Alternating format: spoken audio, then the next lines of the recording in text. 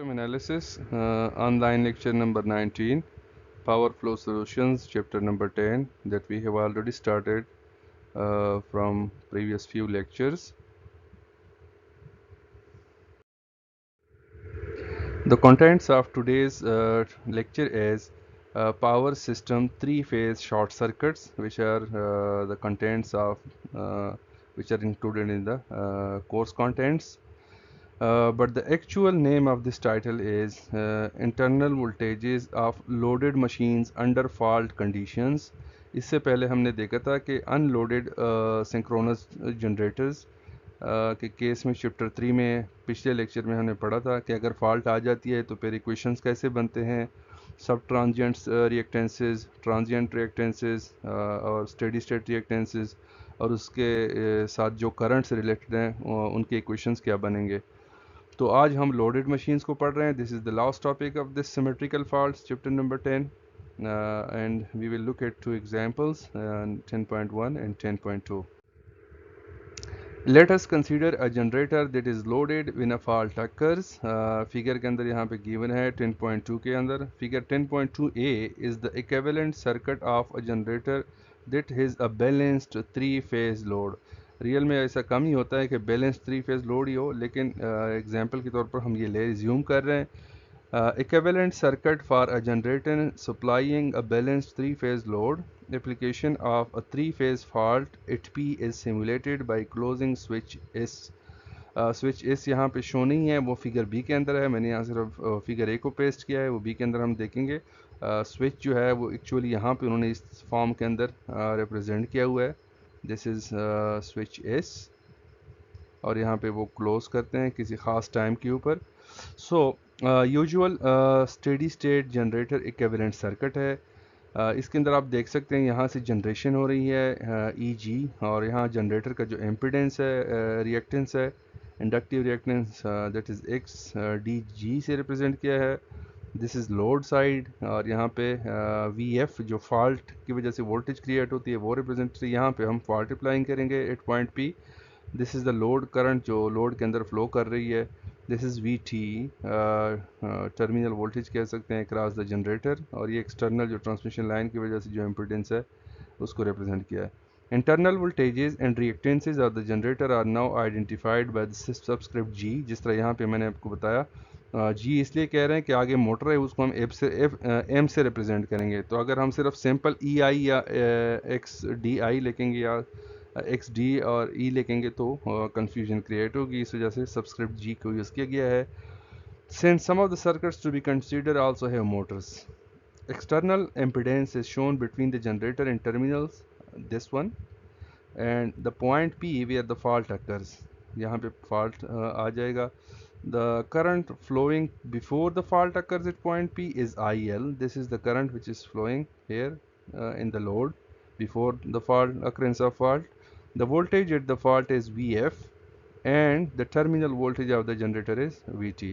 तो इन सारे पैरामीटर्स को आपको समझ आ गई होगी. VT का मतलब है जनरेटर के टर्मिनल के cross voltage. This is the generated voltage. Internal voltage जिसको हम कहते हैं EMF, इंटरनल EMF, और ये इंटरनल रिएक्टेंस है. This is load current. External, इन सब को हमने आगे देखना है, आगे इनके रिलेशंस डिराइव करने हैं. VF है और ZL etcetera.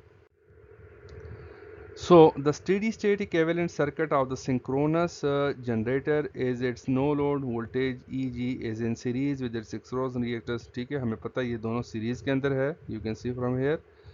If a three phase fault occurs at point P, यहाँ पे अगर कोई fault आ जाती है, we see that a short circuit from P to neutral in the equivalent circuit does not satisfy the conditions for calculating sub-transient current for the reactance of a generator. ठीक है, if a three phase fault अगर आ जाती है यहाँ पे, तो जो हम पहले कंडीशन पढ़ चुके हैं नो लोड वाली कंडीशन, तो उस तरह के रिलेशंस नहीं बनेंगे. आगे हम डेरिवेशन पे जाएंगे तो वहाँ पे जो सिंपल अगर आपको याद हो ई जी को हम सीरीज़ में कनेक्ट करते होते थे सब ट्रांजिएंट या ट्रांजिएंट रिएक्टेंस के साथ, तो उस तरह हम उसको रिप्रेजेंट नहीं कर सकते इन case of loaded generators.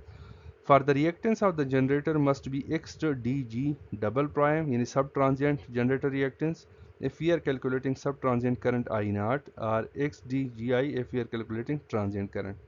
Single subscript का मतलब है ट्रांजिएंट और डबल सबस्क्रिप्ट का मतलब है सब ट्रांजिएंट। अगर सबस्क्रिप्ट नहीं हो तो फिर उसको स्टेडी स्टेट कहते हैं। The circuit shown in figure 10.2b, this is now B circuit for calculation of I double primes, double prime सब ट्रांजिएंट करंट जो फ्लो करेगी वही स्विच जो मैंने आपको बताया था, इसको हम क्लोज करेंगे तो ये फॉल्ट आ जाएगी। gives us the desired result। ठीक है, इससे हमने कैलकुलेशन करनी है। Here a voltage E G double prime in series with X D double prime supplies the steady state current I L when switch S is open. जब ये open हो तो देखें ये सर्किट कंप्लीट होगा, करंट की जो फ्लो होगी you can see from here, यहाँ से ये लूप बनेगी। If we can determine E G double prime यानी E G double prime X D G double prime, the current through this reactance will be I double prime with switch open. अच्छा, जब switch close है, sorry, जब switch close है यानी कि इस condition के है तो लोड के अंदर करंट फ्लो नहीं करेगी, the loop will become like this. अगर ओपन है तो फिर ये एक्सटर्नल लूप बनेगी। With the switch open we see that E G, आप इक्वेशन अप्लाई करिए just like K V L, you can see E G is equal to V T, यानी जो टर्मिनल के क्रॉस वोल्टेज अपेयर हो रही है plus the load current, और ये उनका external internal reactance of the generator. तो ये इक्वेशन बनेगी। अगर हम स्विच जब ओपन हो तो उस केस में ये इस लूप पे अगर अप्लाई करें तो हमारे पास वी टी की जगह हम लिख सकते हैं वी एफ, जो कि फॉल्ट की वोल्टेज है, और X D G is the combination of both, ये एक्सटर्नल जेड एक्सटर्नल के साथ सीरीज में है, तो this will multiplied with the current. हमारे पास ये इक्वेशन बनेगी 10.3, E G double prime is equal to V F, you can see from here, and the reactances here will multiplied with the load current, and this equation defines EG double prime which is called the subtransient internal voltage। इस चीज़ के अंदर हम interested है, इसको हमने find out करना है कि in case of loaded generator fault आ जाए तो इसकी वैल्यू क्या हो।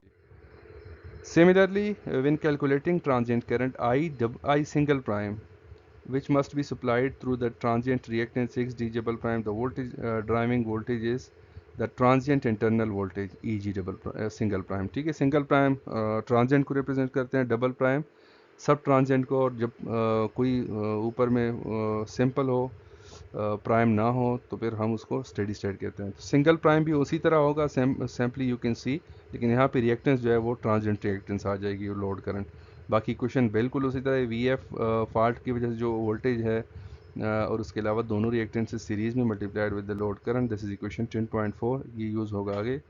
Thus the value of the load current determines the value of the voltage EG and EJ। यानी IL जो है बहुत इंपॉर्टेंट है, क्योंकि हम लोडेड जनरेटर्स को पढ़ रहे हैं कि लोड कनेक्टेड है, तो इसका ये एक्चुअली डिटरमिन करता है EG सिंगल प्राइम या EG डबल प्राइम को, which are both equal to the no load voltage EG only when IL is zero. ज़ाहिर बात है, जो हम पढ़ चुके हैं चैप्टर 3 के अंदर प्रीवियस लेक्चर में, वहाँ पे IL ज़ीरो था, लोड कनेक्टेड नहीं था, तो वो EG के इक्वल होता था। सो that EG is then equal to VT, और EG किसके terminal voltage of the generator के इक्वल होता था। At this point it is important to note that the particular value of EG double prime in series with XDG double prime represent the generator immediately before and immediately after the fault occurs only if the pre-fault current in the generator has the corresponding value of IL। अगर IL है यानी load connected है, IL flow कर रही है, तो EG double prime जो कि सीरीज़ में है x D G double prime के साथ, तो फॉल्ट से पहले और फॉल्ट के बाद जो वैल्यू इसकी पर्टिकुलर वैल्यू आती है, ये इंपॉर्टेंट है, इसके अंदर हम इंटरेस्टेड हैं। On the other hand E G in series with the synchronous reactance X D G is the equivalent circuit of the machine under steady state condition for any value of load current. This is for steady state conditions E ji.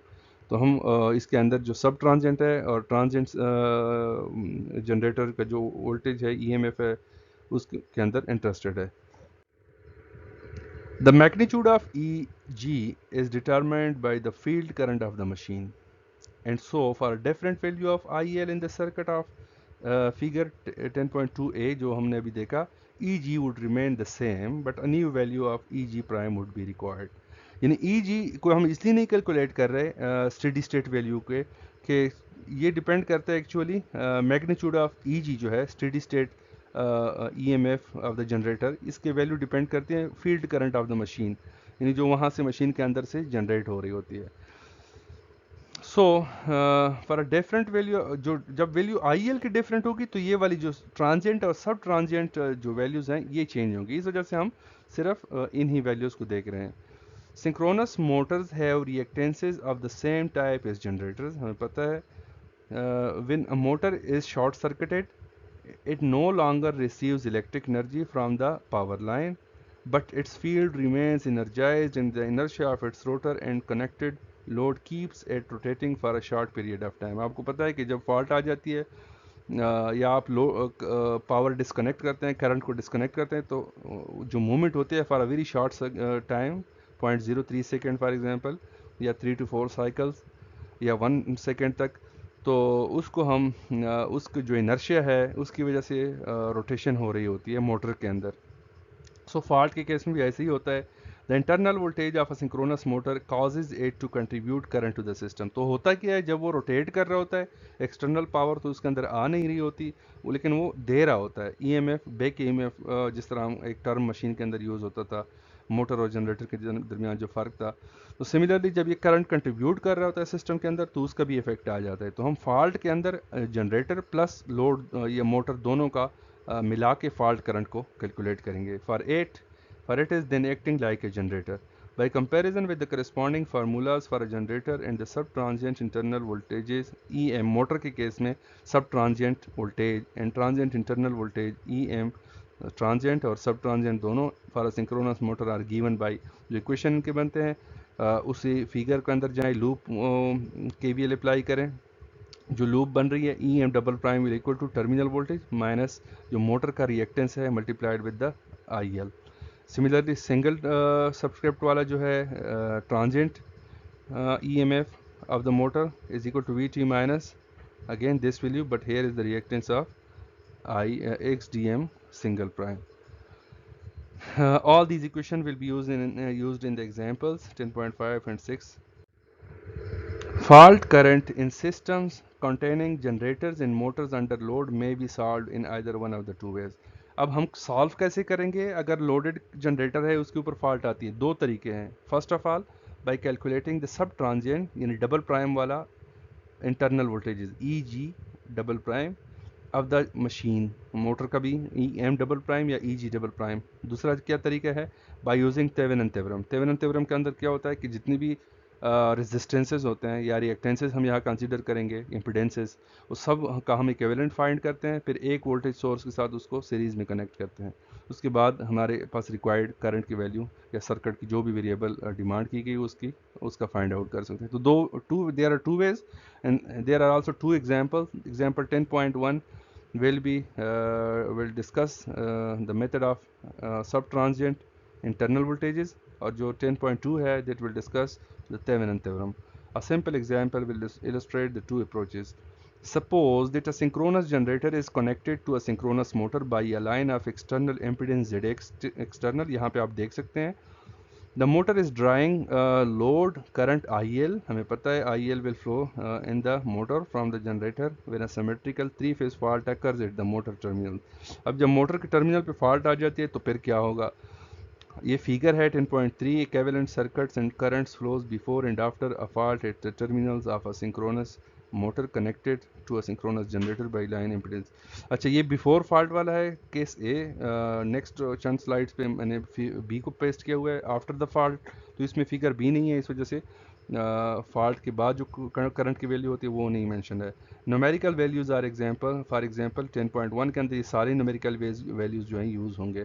Z external की value J.1, J.2 for XDG double prime, J2.20 for XDM double prime. Figure 10.3 shows the equivalent circuits and current flows of the system immediately before and immediately after the fault occurs. तो हमने सिर्फ ये वाला जो figure है before the fault है, after the fault वाला हम देखेंगे next. By replacing the synchronous reactances of the machines by their sub-transient reactances, जो कि हमारे पास ये हैं मोटर के केस में, जनरेटर के केस में, as shown in figure 3.10.3a, we can calculate the sub-transient internal voltages of the machine immediately before the fault occurs by substituting the values of VF faulted, जो voltage है point P के ऊपर fault आ गई है, and IL in the equation. जो हमारे पास equation था उसके अंदर हम जस्ट क्या करेंगे, EG डबल प्राइम जनरेटर के केस में सब ट्रांजिएंट इंटरनल वोल्टेज का इक्वेशन ये हम देख चुके हैं, और मोटर के केस में ये मल्टीप्लाइड होगा विद द मोटर का जो रिएक्टेंस है सब transient. When the fault is on the system is shown in figure 10.3b, this is 3b after the fault जो मैंने आपसे कहा था figure 10.3, you can see fault यहाँ पे आ गई है, तो कुछ contribution coming from the generator side सब ट्रांजिएंट करंट, और कुछ जो है मोटर की साइड से आ रही है IM double prime which is सब ट्रांजिएंट मोटर करंट, और जो टोटल फॉल्ट करंट है सब transient fault current that is composed of the combination of both these IG double prime plus IM double prime. The subtransient currents IG out of the generator and IM out of the motor are found from the relations. ये relation कब कैसे बनेंगे, IG double prime is equal to EG divided by, ये दोनों आपस में add होंगे series के अंदर है, या इसको अगर हम EG को in terms of VF लेके तो it will be replaced by VF plus IL जो previous equations में हम पढ़ चुके हैं। और इस तरह IM डबल प्राइम ये वाला जो करंट की वैल्यू है composed of EM double prime divide by this one reactance value XD double prime. अगर हम उसको VF और IL के फॉर्म में लिखें तो we can write VF by JX DM double prime minus IL। These two currents aid together to give the total symmetrical fault current IF double prime shown in figure 10.3b, that is next slide के ऊपर है। IF double prime is equal to IG double prime plus IM double prime. अगर हम इसके दोनों के put करें values को, IG डबल प्राइम की वैल्यू और इसकी वैल्यू, तो वी कैन सी, और लोड की जो IL है वो दोनों से कट आउट हो जाएगा। So this is called IGF double prime और ये IMF डबल प्राइम। एक्चुअली हम यहाँ पे इक्वेशन के डेरिवेशन से हमारा कंसर्न नहीं है, लेकिन समझने के लिए ज़रूरी भी है कि सर्किट के साथ साथ हम इक्वेशंस को डिस्कस करते जाएं। एंड पे एग्जांपल्स में यही इक्वेशंस यूज़ होंगे। Where IGF and IMF double prime are the respective contribution of the generator and motor to the fault current. Note that the fault current does not include the pre-fault current, यानी IL के value ऊपर वाले 10.11 equation के अंदर आप देखें नहीं है, दोनों कट आउट हो जाते हैं, तो इसकी कोई कंट्रीब्यूशन नहीं है। The alternative approach using Thevenin, ये था फर्स्ट अप्रोच जिसके अंदर हम सब ट्रांजिएंट इंटरनल वोल्टेजेस जो जनरेट होते हैं in from motor side and from generator side, उससे हम कैसे सॉल्व करेंगे अपने प्रॉब्लम को। दूसरा जो अभी मेथड है दिस इज मेथड नंबर 2, उसके अंदर थेवेनिन थ्योरम को अप्लाई करेंगे। is based on the observation that equation 10.11 requires knowledge of only VF, यानी इस इक्वेशन के अंदर हम सिर्फ नॉलेज VF चाहिए, the pre-fault voltage of the fault point and the parameters of the network with the sub-transient reactances representing it। तो दो main चीज़ें चाहिए, sub-transient reactances और VF की values। Therefore, IF double prime and the additional currents produced throughout the network by the fault can be found simply by applying voltage VF to the fault point P in the dead subtransient network of the system is shown in figure 10.4a। तो this is 10.4, this is A। यहाँ पे आप देख सकते हैं हमने VF जो voltage generate हो रही थी बिकॉज ऑफ द जो फॉल्ट की वजह से, उसको बाकी सोर्सेज को हमने नेग्लेक्ट किया मोटर साइड पे और जनरेटर साइड पे। हमारे पास जो सर्किट बन रही है, circuit illustrating the additional current flows due to the 3 phase fault at P के ऊपर फॉल्ट आ गई और उसको हमने VF से जनरेट किया, that is IF is the combination of both these currents. Applying VF to the dead network to simulate the fault, यानी dead network का मतलब है कि इसके अंदर कोई और सोर्स नहीं है, तो उसके ऊपर फॉल्ट को हम सिमुलेट कर रहे हैं। Thevenin equivalent looking into the circuit eight point P। अब पॉइंट P के ऊपर रिएक्टेंसेस की कॉम्बिनेशन क्या बनेंगे, यहाँ से अगर हम देखें तो both these are in series and then parallel with this one. So we have replaced this figure by figure B। You can see putting these together and the current IGF double prime is flowing here, and here is XDM double prime is current IMF double prime is flowing here। if the switch is closed यानी fault condition है तो IF double prime यहाँ flow करेगी। this is the voltage source। इसी circuit को redraw किया गया है और एक simplified way से थेवेनिन को सेट करने के लिए। तो हम इनका सबसे पहले थेवेनिन जी थेवेनिन या इक्विवेलेंट फाइंड करेंगे, तो this will be in series with this voltage source, so हम इजीली IEF को फाइंड आउट कर सकते हैं. If we redraw that network is shown in figure 10.4b, it becomes clear that the symmetrical values of the subtransient fault current can be found from the Thevenin equivalent. जिस तरह मैंने कहा, the Thevenin equivalent circuit is a single generator and a single impedance terminating at the, जो हम पढ़ चुके हैं Thevenin के बारे में, the equivalent generator has an internal voltage equal to VF, the voltage at the fault point before the impedance is that measured. वही बात है जो अभी मैंने कहा, इस सर्किट के ऊपर हमने Thevenin को अप्लाई करना है 10.2 एग्जाम्पल के. Subtransient reactances are used since the initial symmetrical fault current is desired. In figure 10.4b, इसी फिगर के अंदर हमने Z Thevenin फाइंड करना है, which is क्या होगा, जो सीरीज के अंदर है ऊपर सब मल्टीप्लाई होंगे, नीचे सारे ऐड होंगे, Z एक्सटर्नल प्लस ये दोनों, you can see from hair, Z ये दोनों सीरीज में है और multiplied with this one. Similarly ये दोनों सीरीज में है और इसके साथ मल्टीप्लाई, दोनों का सबका एडिशन लिया हुआ है, दोनों रिएक्टेंस यानी इनका और इसका, ऊपर मल्टीप्लिकेशन नीचे addition. Upon the occurrence of a 3-phase short circuit at P simulated by closing switches, इस स्विच को अगर क्लोज किया पॉइंट पी के ऊपर फॉल्ट आ जाएगी. The sub transient current in the fault is, तो I F V is equal to I R का formula है V F divide by G Thevenin, तो वी एफ के साथ जी विद थेवेनिन, जो ये वाला इक्वेशन आया है इसको पुट करें, we will get 10.13 equation. Thus, the three-phase symmetrical faults on systems containing generators and motors under load may be analyzed by either the use of subtransient internal voltages, first method, or Thevenin theorem, second method, as illustrated in the following examples. So this was all about today's topic. अभी दो examples हैं, उनको हम overview करते हैं. Example 10.1, इसके अंदर हमने सब ट्रांजिएंट इंटरनल वोल्टेजेस के ज़रिए सॉल्व करना है सर्किट को. लोडेड मशीन्स हैं, उसके ऊपर फॉल्ट आ जाती है, तो हमारे पास चेंजेस क्या आएंगे. Asynchronous generator in the motor are rated 30,000 kVA, 13.2 kV, यानी पावर की वैल्यू है, एस की value, this is voltage value, and both have sub transient reactances XD double prime.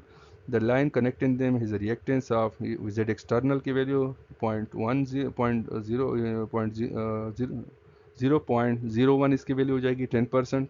On the base of machine rating, the motor is drawing that much power at power factor 0.8, leading and a terminal voltage of 12.8 kilovolt when a symmetrical three-phase fault occurs in the motor.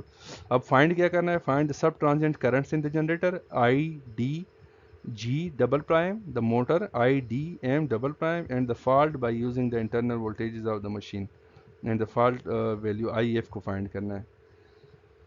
So the pre-fault equivalent circuit of the system correspond to 10.3a के अंदर जो fault है उसकी numerical values थे वही हमने use करने हैं. Choosing a base of 30,000, इसको हमने base select किया 30,000 in 13.2, तो you can see, and using the voltage VF at the fault point is the reference phasor, वहाँ से हमने देखना है सर्किट को. We obtain VF is equal to, VF की वैल्यू क्या है, you can see terminal voltage when a symmetrical three-phase fault occurs 12.8, you can see, और बेस हमारे पास 13.2 है. सो हमारे पास जो पोलर कोऑर्डिनेट्स के अंदर वैल्यू आ गई, that is 0.970 angle of 0 degree. Similarly current को सबसे पहले हमने कैलकुलेट करना है, that is P is equal to V into IL into cos theta, जो पावर फैक्टर की वैल्यू गिवन है, थ्री फेज आपको फार्मूले का पता होगा. तो IL हमारे पास जो आएगी that will be equal to this value, ऊपर multiplied, this one is power, ठीक है, पिछली स्लाइड पे आप उसकी वैल्यू देखें. And here is V three phase का जो फार्मूला है और उसके साथ मल्टीप्लाइड पावर फैक्टर. तो हमारे पास जो लाइन करंट है उसकी वैल्यू ये आ गई. अब हमने उसको बेस वैल्यूज में पर यूनिट में कन्वर्ट करना है. सो बेस वैल्यू करंट की वैल्यू ये है, so we will get 0.86 and angle of 36.9 degree per unit. अगर हम पोलर के अंदर उसको फाइंड आउट करना चाहें, we can easily find it out by converting them into polar coordinates x plus J Y. Now generator के लिए क्या होगा, V T is equal to 0.9, ये सारी जितनी भी वैल्यूज हैं वही इक्वेशंस है हमारे पास. वी टी की जो इक्वेशन थी VF plus Z external into IL. That is IL, यहाँ से हमें IL मिल गया. This is Z external, here is VT. So we will get this one. EG double prime का फार्मूला आपको पता है, that is VF जो अभी कैलकुलेट किया plus Z external and IL ये आ गया plus Z JXDJ double prime. Also we can find IG double prime from this equation 10.9 EG double prime जो वैल्यू अभी कैलकुलेट की यहाँ से divide by here Z external plus Z external 0.1 plus 0.2 is equal to 0.3. So हमारे पास इन सब की values आ गई VT, EG double prime and IG double prime, load current etc. Now for motor, ये मोटर का फार्मूला है, तो वी टी का जो इक्वेशन है उसको पुट करें, उससे हमारे पास वैल्यू आ जाएगी ई एम की जगह हमने पुट करना है इस फार्मूले को, इसके अंदर V F minus J X D M L put करें, वी विल गेट दिस, ये आ गई. और इसके अलावा आई एम को फाइंड आउट करने के लिए just putting these values in this equation we will get these values. In the fault, अब फॉल्ट के वैल्यू हमारे पास क्या है, IF double prime is equal to IG double prime plus IM double prime. So putting these values we will get this value जो कि यहाँ पे raised है बुक के अंदर, which is minus J10 into 600 ampere. Figure 10.3b shows the paths of IG. जो paths बनेंगे, IM is coming here, IG is coming at here, entering at the node P, और total जो IF है that is composed of the summation of both these currents. This was example 10.1 जो कि internal सब transient EMF की वजह से generate हो रहा था. अब हम पढ़ेंगे थेवेनिन थ्योरम की वजह से. Now we will solve example 10.1 by the use of Thevenin theorem. The Thevenin theorem equivalent circuits का वही सर्किट है जो 10.4b के अंदर हमने देखा था. VF है, ये इनका इक्विवेलेंट फाइंड आउट किया, विच इज़ वैल्यूज तो इनकी गिवन है, पिछले सर्किट पे आपने देखा होगा एग्जाम्पल 10.1 के अंदर. तो इन वैल्यू को मल्टीप्लाई करें, नीचे एडिशन आ जाएगी. यहाँ पे IF, IMF double prime, IGF double prime की वैल्यू हमने निकालने हैं. VF की वैल्यू भी आप कैलकुलेट कर सकते हैं from here. In the fault IF double prime is equal to V is equal to IR वाला formula, we will get this one. This fault current is divided between the parallel circuits of the machines inversely. ठीक है, impedances का inverse होता है, impedance कम है current ज़्यादा flow करेगी, impedance ज़्यादा है करंट कम फ्लो करेगी. By simple current division we obtain the fault current. IGF current division से हम कैसे फाइंड आउट करेंगे, यहाँ पे आप देख सकते हैं IG है हमारे पास, दिस इज IGF. तो IGF इनके साथ कंबाइंड है, तो इस वजह से J into 0.2 XDJ sorry this is load XDM की वजह से divided by addition of both these 0.2 plus combination of all the impedances 0.2 plus 0.1 plus 0.2. Similarly IMF, this is the series Z external plus this one divided by this one, combination of all these we will get this value. Neglecting the load current gives fault current from generator is equal to जो value हमने IL की calculate की थी multiplied हो जाएगी इस value के साथ, और मोटर की वजह से जो लाइन के अंदर करंट कितनी है और ये यहाँ कितनी कंट्रीब्यूशन हो रही है यहाँ से. Current in fault IF will be equal to this IF की जो वैल्यू है. So the current in the fault is the same whether or not load current is considered, but the current in the lines differ. This is the main difference.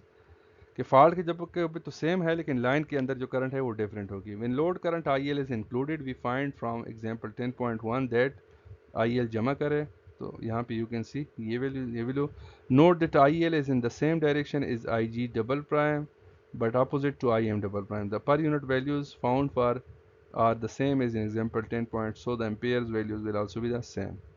तो इसका मतलब है कि अगर IL को हम इंक्लूड करें तो वो क्या होगा, IG डबल प्राइम का के साथ सिमिलर डायरेक्शन में है, मैग्नीट्यूड सेम होगा, डायरेक्शन भी सेम होगा, लेकिन IM के साथ उसका डायरेक्शन अपोजिट होगा. So fault current from generator कितना हो जाएगा, that is these values 3600 ampere और from motor 7200 ampere. The sum of the magnitudes of the generator and motor currents does not equal the fault current because the currents from the generator and motor are not in phase when load current is included. ठीक है, IL को जब include किया तो दोनों phase के अंदर नहीं होंगे. Usually load current is omitted in determining the load current in each line upon occurrence of a fault. In the Thevenin method, neglect the load current in the free fault current. नीचे की statement खुद पढ़ें. The method of example 10.1 neglects load current if the subtransitional ये आप खुद पढ़ें, कोई important चीज़ नहीं है. Resistance, charging capacitance in of nominal tip changing of transformer usually omitted in fault studies. Fault studies में ये सारी चीज़ें हम ओमिट इसलिए करते हैं कि ये जिस तरह हमने पढ़ा था कि सिंगल लाइन डायग्राम में हम पर वो रिप्रेजेंट नहीं करते क्योंकि वो उतनी कंट्रीब्यूशन उसकी नहीं होती of nominal tip changing, since they are not likely to influence the level of fault current significantly. Calculation of the fault current is then simplified since the network model becomes an interconnection of the. इसके अंदर हमें सिर्फ inductive reactances चाहिए होते हैं और currents through out the faulted system are then in phase is demonstrated in the example. So this was all about today's lecture. I hope that you have understand what we have studied. Thank you very much for listening to this session.